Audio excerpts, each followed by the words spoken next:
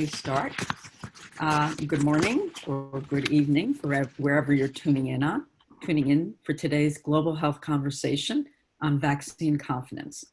I'm Michelle Berry, Director of the Center for Innovation in Global Health and Senior Associate Dean for Global Health at Stanford. Today, we are joined by Paul Costello, who will be leading our conversation. Paul is a Senior Communications Strategist at Stanford Medicine, a fantastic communicator and interviewer, one of the best. For 15 years, he served as Chief Communications Officer at the Stanford School of Medicine, and he hosts an award-winning podcast that you can sign into called 121 that features interviews with thought leaders in biomedicine and healthcare. We are excited to also have Professor Heidi Larson with us. Heidi is a world-renowned professor of anthropology from the London School of Tropical Medicine and Hygiene, and she's also the director of the Vaccine Confidence Project. Dr. Larson previously headed Global Immunization Communication at UNICEF, chaired Gavi's Advocacy Task Force, and served on the WHO's SAGE Working Group on vaccine hesitancy. The Vaccine Confidence Project, which she runs, is a WHO Center of Excellence on addressing vaccine hesitancy.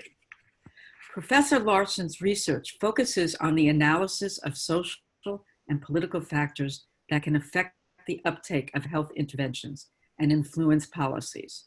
Her particular interest is on risk and rumor management from clinical trials to delivery and how to build public trust. She served on the FDA Medical Countermeasure Emergency Communications Expert Working Group and is currently the PI for a global study on acceptance of vaccination during pregnancy. She's also involved with an EU-funded project on the deployment, acceptance, and compliance of an Ebola vaccine trial in Sierra Leone, and a global study on public sentiments and emotions around current and potential measures to contain and treat COVID-19. In today's conversation, Paul and Heidi will discuss her research and investigation into vaccine mistrust and disinformation around the world, as well as her timely debut book called Stuck. I love the name, Heidi. How vaccine rumors start and why they don't go away. With more than 200 COVID-19 vaccines around the world, which are rushing towards rapid deployments, polls show that public trust in vaccine is waning dramatically at a time when their acceptance and public adoption is absolutely essential for recovery. Heidi and Paul will dissect the social vectors at the heart of the vaccine panic, shed light on a path forward, I hope, and learn about the career of an inspiring global health leader, Dr. Heidi Larson. So thank you both so much for joining us. We're thrilled to have you. Paul, I will turn it over to you. Thank you so much, Dr. Berry, and thank you for joining us, Dr. Larson. You know, I was just thinking when Michelle was talking about the confluence of your book and this moment. When you first started writing the book, it was pre-pandemic, and this moment has sort of joined together. Could you ever imagine that the book would have come out at the same time of a pandemic? No, actually, the last chapter on pandemics and publics had a whole paragraph on why we weren't ready for the next big pandemic, and these were the reasons why. So just as the book actually started to move into production, they put the brakes on, and I did a 1,500-word prologue on why this book is relevant. We were more concerned that it got published before it got mixed up in election fever, but we would have never, we meaning myself and the editor, would have never imagined it landed on such relevant ground, unfortunately. As we speak today, there are 33 million cases of COVID across the globe, and more than 1 million deaths. And here in the United States, 7 million cases, and in the past couple of days, more than 200,000 deaths. And one would think that this moment in time, these numbers and the global disruption that we've seen caused by the virus, that trust in vaccines would skyrocket, that people would really come together and that they would see the value in scientific inquiry in vaccines. But that's not happened. Why not? Yeah, you're absolutely right in terms of the hope of the public health community, but in fact, it's gone, frankly, more opposite than we could have imagined. It's been well, I think there are a few factors.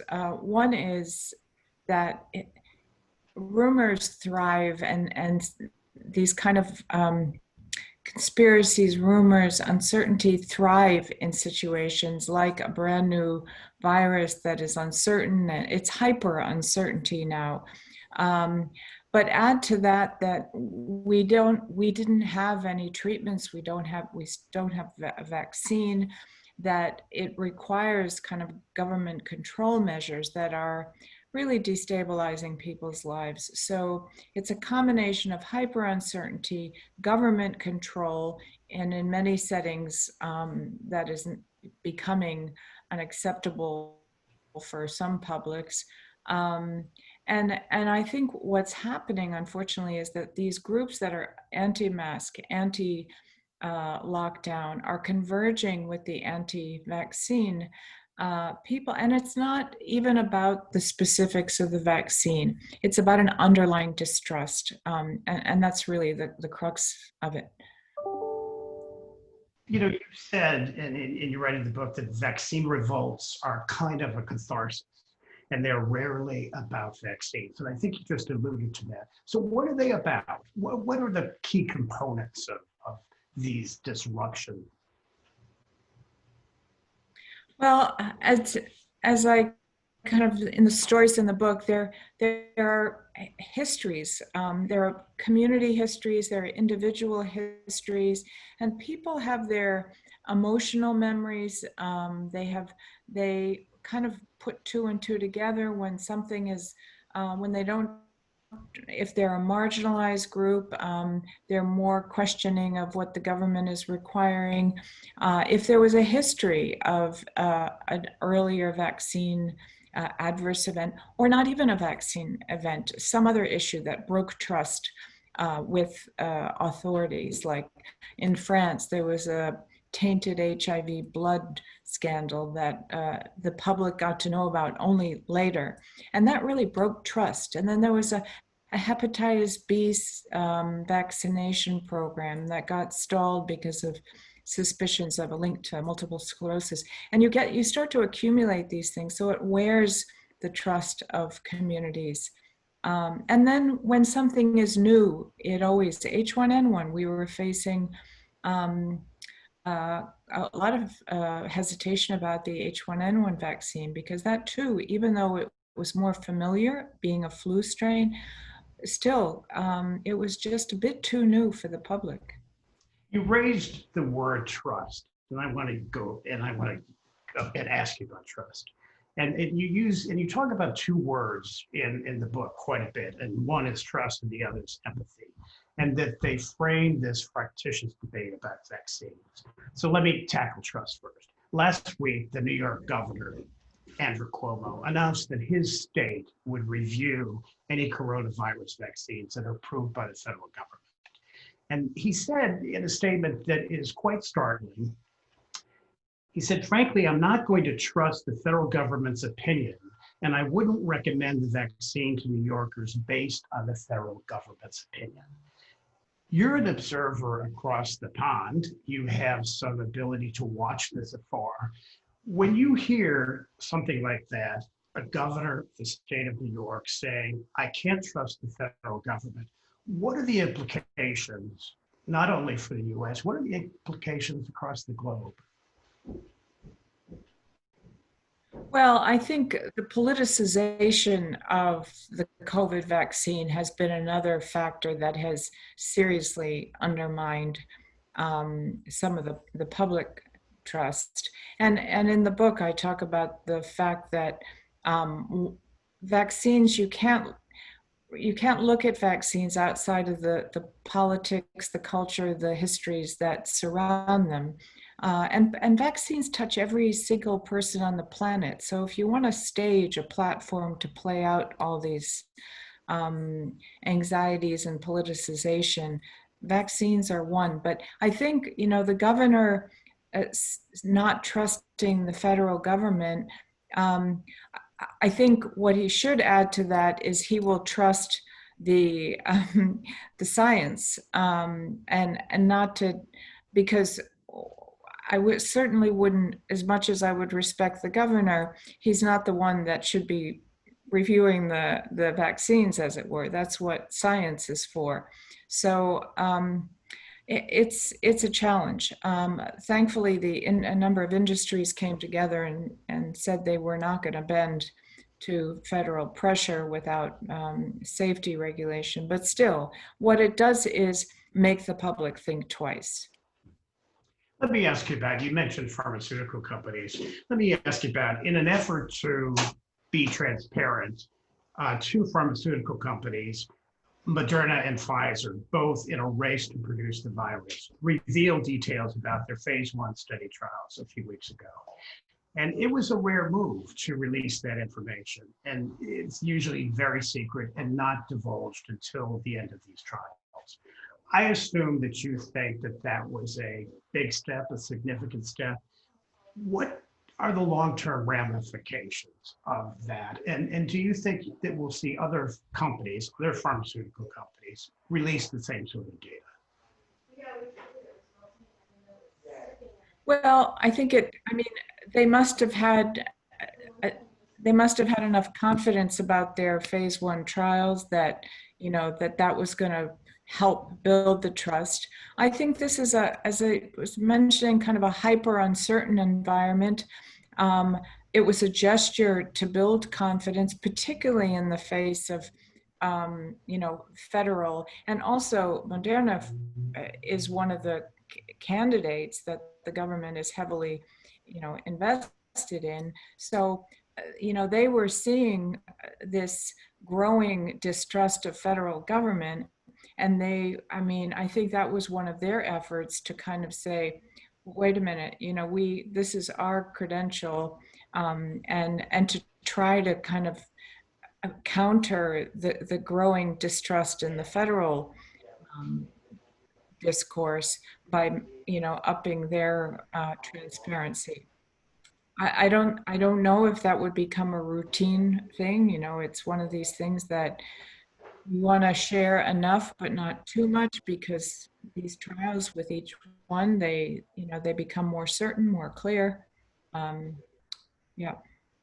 What did you think of this sharing a few weeks ago on your side of the Atlantic? The Oxford AstraZeneca vaccine trial was temporarily stopped because of an adverse reaction of one of the participants, one of the trial volunteers.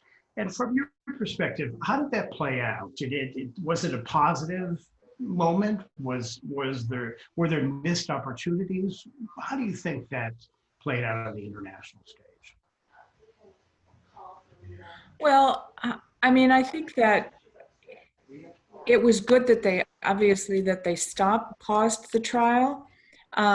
What I thought, what didn't get played out well myself, is that all the focus was on saying, this is normal, trials get stopped, this is precaution. There wasn't any mention of course we care, we'll watch closely and give due diligence and care. There was no empathy for the person who had experienced the adverse events. It was all focused on making sure the public knew this was normal. And you don't want to hear that an adverse event and stopping a trial is just normal. So far we've been okay, but it was, as in my book, I say in this rush to make sure we're defending the vaccine at all costs, we have to remember that, there was somebody who was, had an adverse event, a neurological event that, you need a bit of empathy to say, of course, we'll give full attention to the get the best care and this person is recovering. But overall, I think it seems to have been handled okay. Of course, any adverse event always raises questions, and that will not leave the mind of the public. You mentioned empathy, and I'm curious that where did the scientific community, and you say in the book that the scientific community really has not been empathetic, that they've been so assured of their position that they've not brought along the public. What are the big mistakes that you see that the scientific community has made when it comes to vaccine production? Well, I think it's I don't blame just the scientific community, and I think I said in the book there are no single culprits in this tension, in this stuckness. I think that what's happened is we've taken from the scientific community and medical professional community has taken a lot of the public trust for granted. But, there was a huge investment in engagement in working with the public around the first 6 vaccines. And it was almost like, okay, they're taking vaccines like they brush their teeth, and adding more and more and more vaccines without really the same level of engagement as with the beginning. And in the meanwhile, I think there's been an issue with systems. I mean, the pressure on health professionals to, the consultations are getting shorter and shorter. The number of vaccines are getting shorter, and people are asking a lot more questions. And there's no time for those discussions. So it's in part a systems issue, but it's also kind of taking for granted, I think, a social contract that we haven't put enough effort into renewing. We had this, as you say, a social contract for many decades, that there was a common good. And then you look at vaccines, not only protecting yourself, but to protect your community. And the public generally bought into this, and the risk of societal benefits has now turned into sort of a risk to me. When did that fray? When did that begin to fray? And how did that begin to change on the global stage? Well, I think that as I mentioned, there's a number of historic events. It depends on where you live. I mean, some of these issues are very highly local, and some of them are more global, but they play out different locally depending on political events, depending on we're living in an environment of polarization. There's a lot of background noise. I don't know. Can everyone mute their phones, please? We're hearing a lot of background noise, so if everybody could mute, I appreciate it.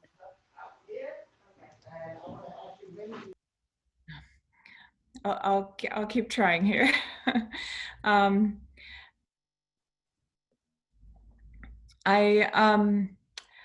think it's been a convergence of the increased pressure on the system, more and more vaccines, political polarization, other events, but also the whole digital communications landscape has a whole other factor that has had a tremendous amplification effect on what were pre-existing concerns, but somehow have been used and abused to amplify some of these anxieties. The vaccine project that you had, it just released a new study, and I think it was of 18 countries about the coronavirus. And it found that 41% strongly agree would take a vaccine. And the variances across the globe as far as trust and confidence were pretty dramatic and pretty variable. For instance, 87% of those surveyed in Uganda strongly agreed that vaccines are safe. And then on the other hand, you have 17% in Japan, 19% in Lithuania say they agree vaccines are safe versus 66% in Finland. What are some of the factors that account for that disparity and that volatility? Well, I think it also speaks to how local these issues are, how much are embedded in local and political histories, culture, whether or not there was an event. Sometimes it can take one bad apple, as they say. I know in Japan, I've been working closely with the ministry for a long time in trying to get over the anxieties around the HPV vaccine. And they have suspended their proactive recommendation of the HPV vaccine almost 8 years ago now. And that's a long time. And that kind of has created it goes into other areas, that the distrust wears and bleeds into other vaccines. We've seen similar things in the Philippines. The risks around the dengue vaccine led to people hesitating about measles vaccine and even not taking deworming medicines in the schools because they just lost their trust in the system.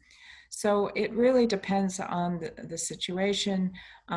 Uganda did very well, but they've also had very proactive community engagement and working with the public in a different way. So yeah, it's really a mix.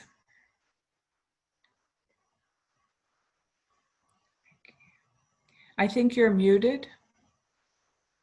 What did the global health community learn from Ebola? What were the lessons that they've taken from Ebola, and what did they listen to, and how did they change from the crisis in West Africa?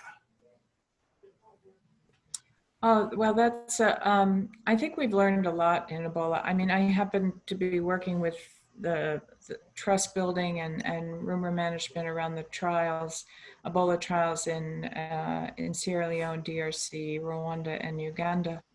And I think what we saw is that, one, we used every opportunity when some of the clinical trial procedures were slowed or delayed, using every moment to engage the community, to talk with them, to set up kind of community listening networks, and then the participants as they were enrolled in the trials, creating kind of support groups with them, making a proactive effort to listen for any emerging concerns early. And I think that kind of, and getting back to the clinic on a weekly basis, not going off and doing a study for 2 years and, it's coming back later. I mean, real time feedback. And when people feel like they're listened to and consulted, it makes a huge difference. I mean, there are a lot of assumptions, for instance, by the scientific community that, oh, you couldn't do randomization in the context of an outbreak. That would be unethical, and it would never be acceptable. Well, in the communities we worked in, we sat down and talked with the community, the chief, the local leaders, and said, what do you think? And they were fine with randomization as long as they participated in it, as long as they were engaged in deciding what was the process. And if the local leader was the one who was picking the names out of the bucket of all the villagers, that was okay. But somehow, as long as they participated in it. So the assumptions sometimes we make as a scientific community are very different from what sometimes they can be the opposite. We assume that everybody's going to trust it, and they don't. On the other hand, sometimes we assume that something wouldn't ever be acceptable, but actually it'd be fine if you just talked to the local community and worked on the solution together. What you're really talking about is not a top-down. You're talking about going in and working at the grassroots and going up instead of coming down. Listening to yeah, exactly. What is the ghost? You've written about Andrew Wakefield in the book. What is the ghost of how is the ghost of, and it may not even be a ghost, how is Andrew Wakefield still playing the false notion that vaccines caused autism in children. How does that continue to play out? And was there or is there any silver lining in that destructive path? Well, I mean, I think if there's a silver lining, one of them is that it has pushed more investment into research around autism, which because in the effort by the scientific community to disprove the link between a vaccine and autism, which at this point there's an abundance of research that's contributed to the research around autism. So there are better ways to get to that funding than that, but that was one. But also, I think if we listen, if we see what happened with the Wakefield story, and he is far from a ghost. In fact, he has emboldened and has a growing following, because he says, as I was talking about with the Ebola story, he says, parents know best. How do you feel? I want to, your feelings matter, your concerns matter. And I think that, and the more he got rejected by the scientific community, the more he was accepted and kind of martyrized by a lot of the public who say, or the ones in the public who follow him say, he was rejected. We really stand by him for speaking against the scientific community, and he was kicked out. And so he became one of them, not accepted for his alternative views. So it's become a kind of phenomena. I mean, in the UK, it took 15 years to recover the MMR vaccination rates. They're wobbly, but they're pretty much back, although UK did lose their measles elimination status last year. But I think the engagement part, being responsive to publics, we see the same thing in the social media space. Why are some of the anti and alternative sentiments recruiting, as they say, at a much faster rate than the pro groups? Well, if there's 100 of them, they'll splinter into 10 groups, listening to 10 different concerns and caring about them. Whereas the pro groups, much more homogenized message, sticking tightly together, kind of grand central control, and not having a diversity of kind of outreach and messages for the multiplicity of people's anxieties. It's, Paul, I think you're muted. Again. You write about social media a lot in the book and technology, and I'm curious if the danger is the most significant danger. Is it the spread of rumors through technology, social media, or is it that it has conjoined and brought together disparate groups, and it's formed sort of a voice, a singular voice in the anti-vax community? Actually, it's interesting. It's actually allowed for a multiplicity of voices, but all trying to disrupt and disturb and create doubts and questioning. But they're doing it, interestingly, rather than creating a unified voice, they have created like multiple choirs, multiple songs depending on your taste. I mean, it's kind of the iPhone thing, we'll personalize our messages to suit your interests. And they're being brilliant at it. And I mean, brilliant strategically, and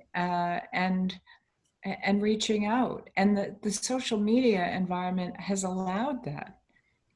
So it's kind of ironic that it's created a lot more, but a lot of smaller. Compare the kind of Silicon Valley startups versus IBM. I mean, there you've got the pro and the questioners. just as The, an the image. how does the global vaccine enterprise reboot? You've talked about that there needs to be a rebooting of the enterprise, of those who support vaccines. How do they do that? What's the roadmap? Well, I think it needs to be. I think we need to at a very a local level. Somehow we need to work in more conversation.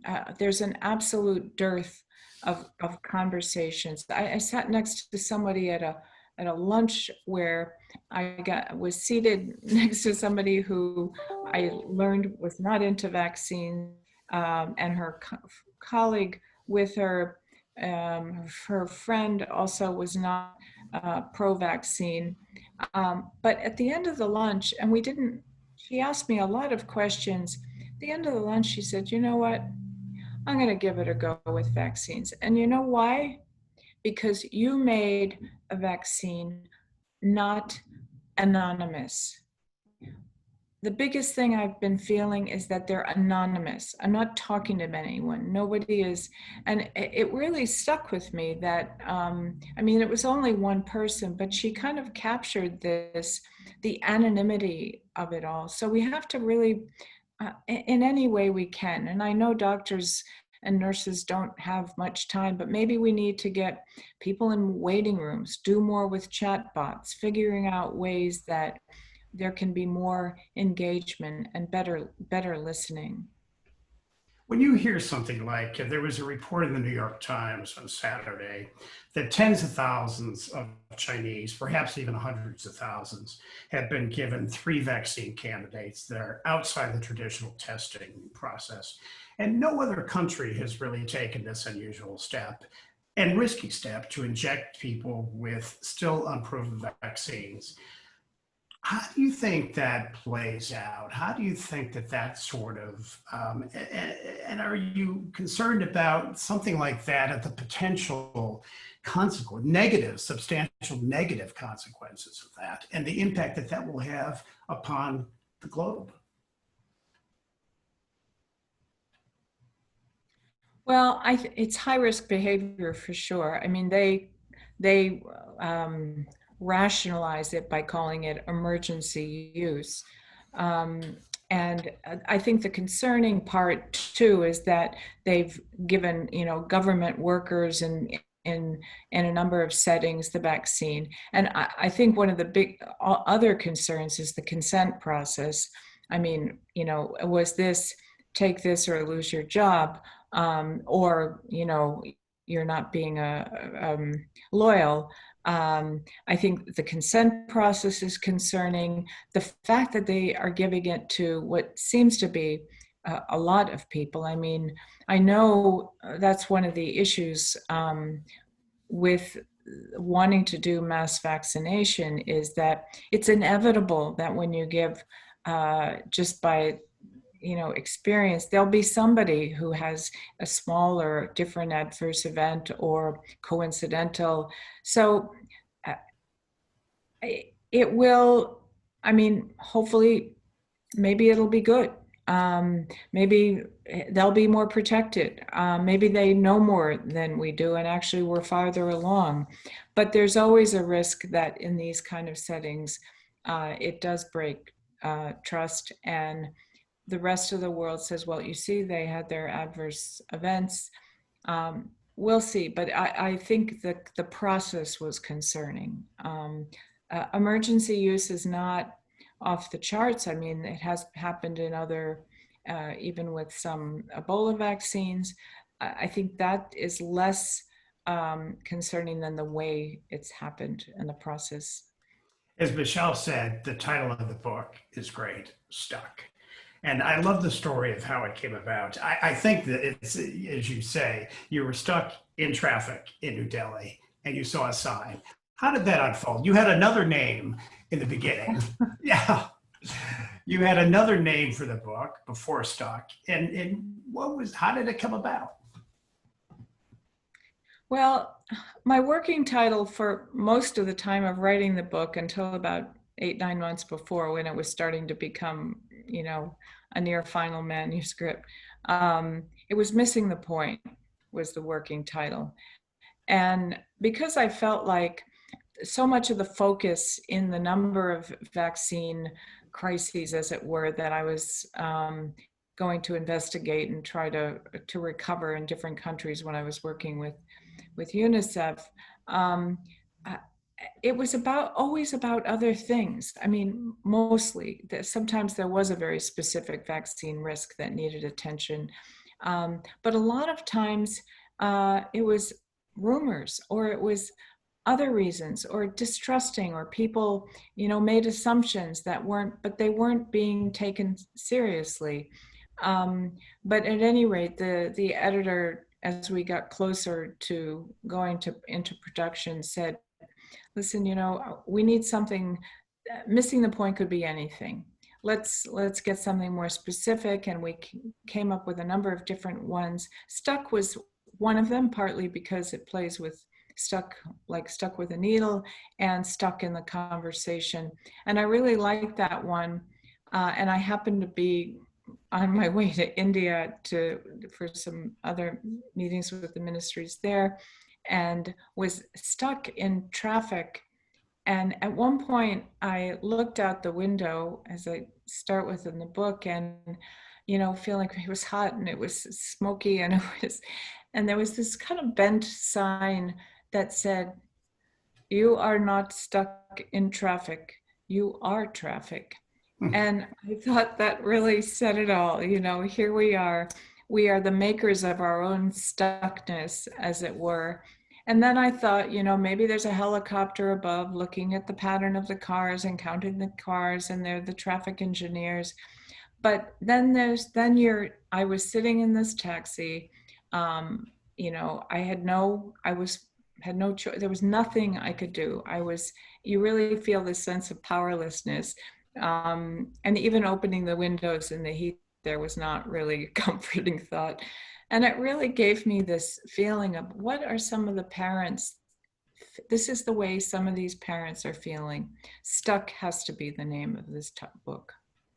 How do we get unstuck? What are some of the things, if you could change the world around this stuck, what would you do? What are some of the major points of being unstuck? Well, as I was saying, I think some more engagement and conversation, but at multiple levels. But I also think that we're also caught, aside from the political polarization, which is kind of exacerbating the problem, but we're also in the midst of a dramatic technology revolution. Dramatic. I mean, it is way beyond an information revolution. It has people are organizing differently because of it. They're using it in all kinds of ways. It's affecting work. It's affecting the global economy. It's happening at multiple levels. And I think there is, with that, we have a generation of policymakers, leaders, health authorities, elder scientists, and doctors who are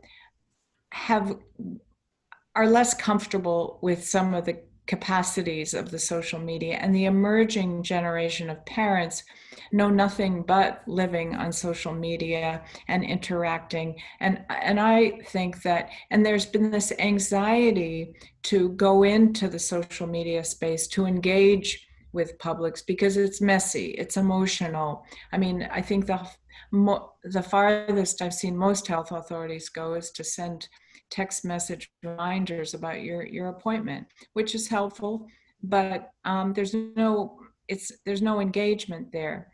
Whereas one of the best efforts I've seen in that engagement process was in Denmark, where they had a similar episode to Japan in terms of HPV anxieties.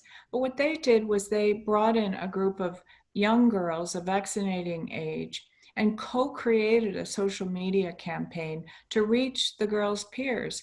And it just totally turned the situation around. So I think as we get more engagement like that, and also a younger generation of scientists and medical and eventual authorities that are more at ease with this medium, the language will be, I mean, that's not the only solution, but I do think some of that should help. We also have a generation of kids who are growing up and saying, whoa, wait a minute, my mother didn't vaccinate me. I know better. I'm going to get my vaccine. And so there's a generational, rejection of the parents' decisions that they were deprived of their vaccine. So that's my hope. But we can't wait for that transition right now. We've got a COVID vaccine in the pipeline. Well, that leads to a great final question, because you write in the book, you end the book by saying, I'm a patient optimist. How does that play out for you? Well, it's a bit of what I was saying. I mean, I think one of the challenges is that there has been a disproportionate investment into new vaccines, more technologies, and it's a penny's investment into engagement and communications and outreach and all that where any proper business would be investing far more into market research, into engagement, into communications, and it's been shocking, actually, how hard it is to kind of generate to get investment in really serious communication, and we need like a behavioral economics approach. There's a huge gap there that really needs investment. Dr. Larson, thank you. Thanks. We're now going to go to questions. And one of the questions that someone said, very interesting, the anti-vax movement is much bigger in the United States than in other countries, such as Brazil, where this person is coming in from. Why do you think that is? What's unique? Well, I wouldn't rest on my laurels in Brazil, because it has some eroding at the edges there, but and also, we've been monitoring. We established a global vaccine confidence index in 2015, and we've been monitoring public confidence at multiple levels. We just published a big paper in the Lancet, actually in this week's Lancet, 285,000 respondents around the world, 149 countries. Europe has persistently, for the last 5 years that we've been measuring it, been the most skeptical region in the world, more than the US. Although I think if you disaggregate the data in the US to state level, you'd probably see a similar picture to Europe. On the other hand, even though the overall skepticism in Europe is among the worst in the world, there are deep pockets of dissent in different countries, in different places, particularly a huge drop in confidence, for instance, in Azerbaijan, Afghanistan, Pakistan, Nigeria, where you have geopolitical tensions or whatever. You see that publics are not trusting the dominating government, and that's who's distributing vaccines, if they are in fact have a functional health system. So what we do see, though, in our tracking the transnational spread of these sentiments, that the US is absolutely the fountain, the source of a lot of the most serious anti-vaccination efforts. It's really replicated into other countries. Leslie asked the question, how am I supposed to have COVID vaccine confidence when they're not testing on my demographic, a 60-year-old female? How does one have confidence in vaccines when you don't see that you're part of the trial, perhaps? I would think that's a concern, but I would be surprised if there are no 60-year-olds in any of the trials. I know there are no children right now, but that's normal. You don't start with infants and children, but I understand her point, aside from whether it's 60 or 70 or 80. But I think, you need to weigh the risks and the benefits. I mean, that's kind of sounds very dry, but I mean, my husband had extremely serious COVID, and when you've seen what that can do to ravage a system, and 6 months later, still knock-on effect, and we're learning every day about the systemic damage that COVID can cause, and you're offered a vaccine that has had a lot of safety, and maybe, not exactly my demographic, but you have to make a choice, and it is a risk. Taking a vaccine has a risk. Taking any medicine has a risk. Not to dismiss the point, I think it's an important one, but particularly in this time, in this crisis, people are going to need to make the choice. Leah asks, what role should institutions like Stanford and other institutions across the globe play in supporting pro-vaccine advocacy? How do you see, what's the role of institutions like Stanford and others? Well, I think Stanford and others, I think we need more listening, more understanding, research with publics that are, but then not academic research in itself. To work it into, Stanford has a fantastic health, you've got your hospital, you've got your health services, you've got medical professionals. I think bring some more into the medical school curriculum, into the health training about, personalizing.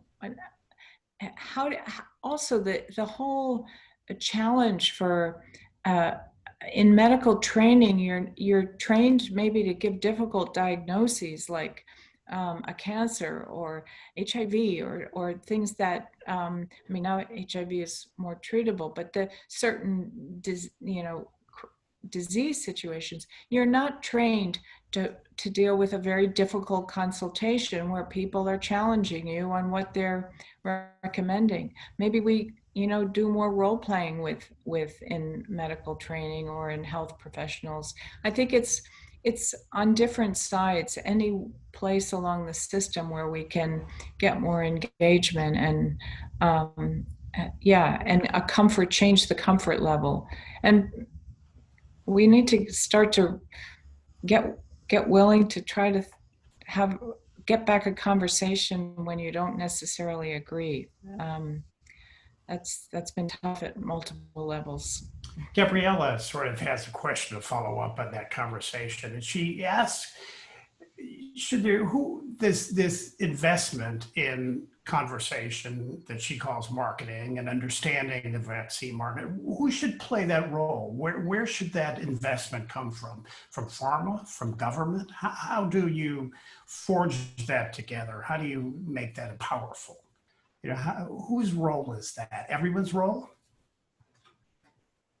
Well, I think it's everyone's role, but I think also, public sector, government and pharma are two that have vested interests in the vaccine being accepted.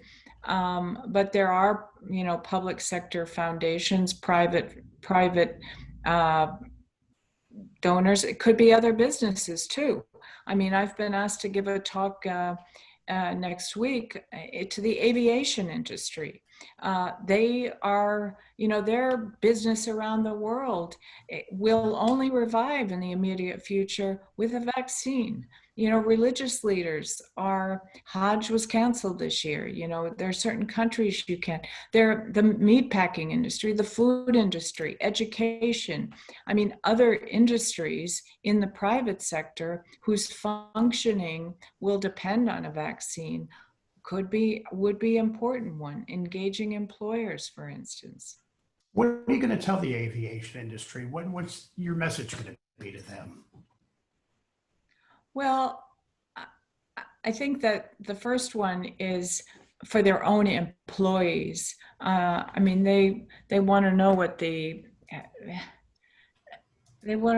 hope is around vaccines, but also for their own staff. So I think one of the starting points is to engage their own staff and understand their own staff's concerns, because that's the frontline workers. And if they want to protect their own staff, that's the first thing. And then, of course, that will affect their passengers and the morale. So we'll talk to them about that, but also, hearing how, I think engaging their employees and how are they doing?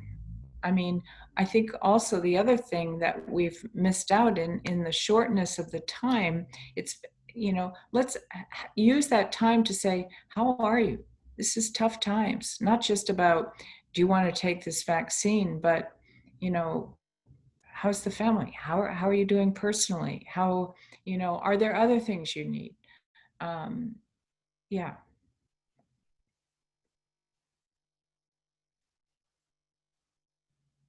I think we unmuted. You muted. Mute? Oh, yeah. Great. Thanks. I'm looking at questions. Do you think the most effective way to regain vaccine confidence is to act the same way anti-vaccine folk do, to get more supporters, talking directly to people, understanding their individual situations, other than big government actions? So is it one-to-one? Is it, what's, instead of the big government actions, what's the way to engage? Well, I think the government has a certain responsibility. It's not that it should be one or the other. And I think we need to be doing it at multiple levels. So, I think that that's it. We've been too unilateral and not diversifying enough. I worked for years in AIDS, and that in the AIDS movement, we were engaging all kinds of people of different walks of life. The vaccine health as a health area hasn't really engaged much outside of the health sector. And I think we need to change that modus operandi, as it were, and use different ways to engage. So I would say, to the extent that the anti-vax folk have been hugely diverse in their outreach, that I think is something to pay attention to.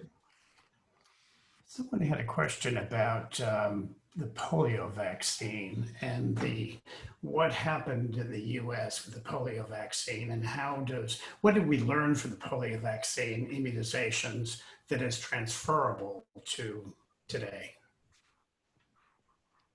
Well, in the Global Eradication Initiative, which is the one, when you eradicate, you really have to, not get every last person polio free. We've had to deal with the hard part, the last mile, as it were. And I think some of the same things we learned from polio are hugely relevant for the communities that were distrusting who was delivering the vaccine, or either central government or the Western powers that were, in their eyes, controlling this eradication effort for they didn't trust the motives. What started to build trust in some of those settings was offering other health services. Some of them said, why should I take your, pointing to the government, polio vaccine when you don't even give me water? You don't really care about me. You've got some other motive. So I think embedding the polio vaccine in a port, with other things that sort of gave a gesture of, we care about you beyond this vaccine, was really helpful in a number of settings. Someone is asking, what is the financial cost of the failure of ratifications? You've seen and you write in the book that there have been some significant costs associated with that. What are those? What are the financial implications? Well, I mean, one of the things that actually motivated me to write this book and start my, basically found my research group, because I saw it being so profound, in 2003, 2004, when Kano State in northern Nigeria boycotted the polio vaccination because, one, they didn't trust central government after losing a presidential election. The northern candidate lost to the south, but then also it was post 9/11. They didn't at all trust the West's high investment in this polio eradication campaign. They felt like there had to be something suspicious there in this war on Muslims. That these rumors started, they created this boycott. There was no adverse event. There was nothing specific. It was just the anxiety, the distrust of motives. That 11-month boycott not only led to the spread of polio across Nigeria, but across 20 countries as far as Indonesia with the Nigerian strain, via Mecca, which also contributed to how it got to Indonesia. And it cost the polio program $500 million to recover the progress lost, all because of a rumor, just a rumor. Dr. Larson, thank you for joining us today for a great conversation. Thanks so much. Thank you, Paul and Heidi, very much. And it was an incredibly provocative conversation. And I just wanted to say that for those of you who are interested in the next Stanford Global Health activity, we are running the Women Lift Health Conference, where Dr. Larson will also be participating, October 13th through 15th. It's free registration. Thousands of women and men will be attending to discuss some of the barriers of women leadership in global health. So thank you again, Paul and Heidi, and a really great conversation. Thanks. As usual, Paul, thank you. Okay. Cheers. Cheers. Thank you. Bye.